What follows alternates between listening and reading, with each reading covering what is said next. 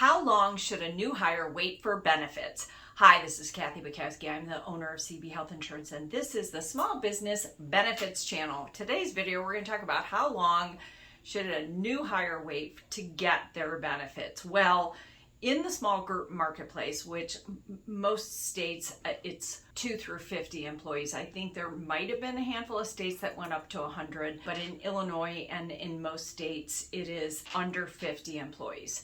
That defines the small group marketplace, and there's certain products. This is regulated by a federal law, and the federal law tells you how long an employee can wait maximum.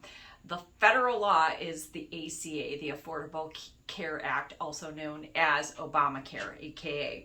It was passed in 2010, it was implemented in 2014, and not only did it state what the maximum waiting period is, but it also talked about the minimum number of hours for an employee to be eligible. It used to be that people could go 37 and a half hours. Now the law says 30 hours is deemed a full-time employee. So let's talk about this. It applies to the Affordable Care Act, applies to small groups with less than 50 employees, and the law states 90 days is the longest waiting period that you can have, meaning the employee new hire must be covered under your benefits by the 91st day.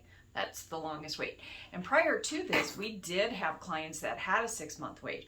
Or when the law was first passed, we had some clients that said, well, our company has this 90-day trial period, right? And I said, well, are they on your payroll? Because if they're your employee, you can't have them wait 6 months for benefits. So they have to be covered by the 91st day. Now, let's talk about what are your options for a waiting period, because you can state what the waiting period is, and you've got to apply this to all the employees, right? You can change this, but it is one rule for everybody, not, I like this guy better and he gets coverage immediately. So the first option is date of hire, the day they walk in the door.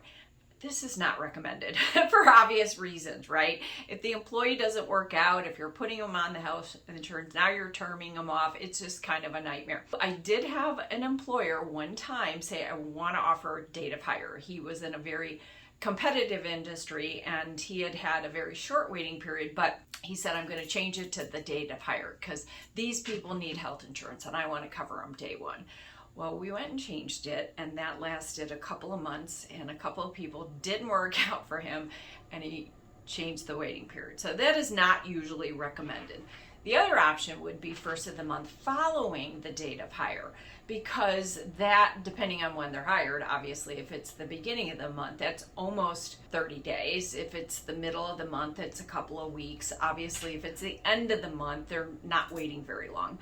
But I have an attorney's office that has been my client for years. They're small business, less than 20 employees, but very competitive and trying to hire quality people to work for them. So they want to give them coverage as soon as possible, right? They don't have high turnover. They're screening people. So first of the month following hire date is what they have. They've set it that way for over a decade and it works well for them. The next option would be either one of two things. And this is probably the most common, right? First of the month following 1 month, or first of the month following 2 months. It can also be stated that first of the month following 30 days or first of the month following 60 days.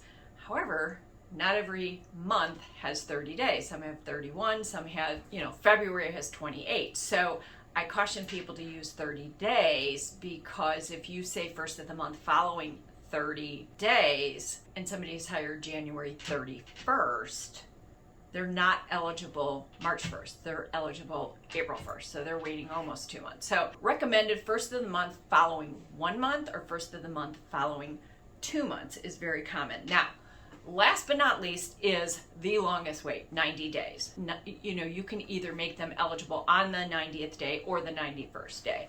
And there's pros and cons to this. So the pro is if you do have high turnover, if you're in an industry that, it takes you 90 days to figure out if the person's going to stick or not, and you don't want the hassle of putting them on the health insurance and removing them, then this is going to give you the longest stay.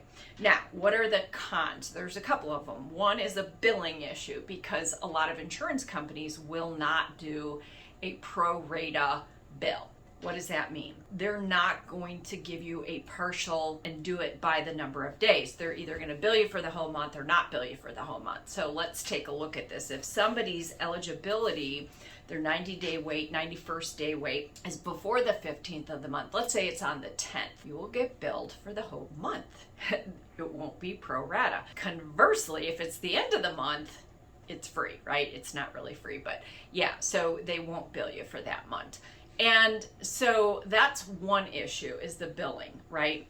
Number two is really for the employees. If an employee is currently on COBRA, or they're currently on an individual policy and they're trying to coordinate the end of this coverage and the start of their new, the coverage through you, and it's the middle of the month, now they're having to decide, well, do I go 2 weeks without coverage? Do I pay a whole month? What do I do? So the cleanest way to do it is to put them on your health insurance plan the first of the month following whatever waiting period. Hire date, 1 month, 2 months. You can't go first of the month following 3 months, because that's past 90 days. So how long should a new hire wait to get benefits?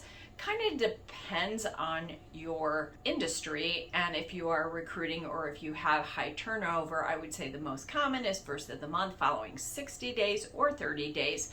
But the most you can have a waiting period is 90 days under the federal law. We hope you found this video helpful. Until next time, this is Kathy Bukowski, the owner of CB Health Insurance. Thank you for watching.